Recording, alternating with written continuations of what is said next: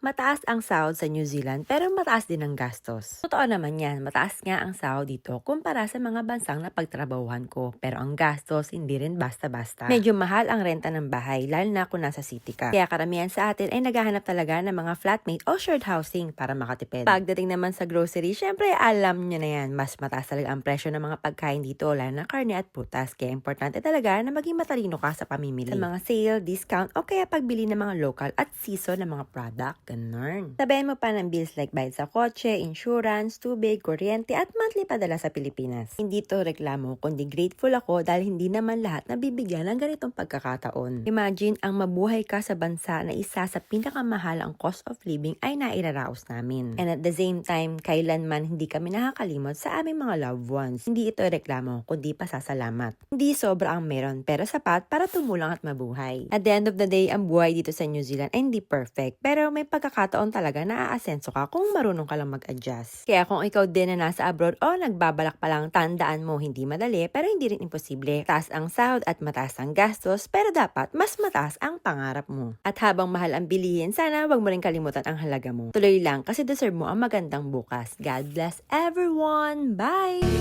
'Cause I'm too messy.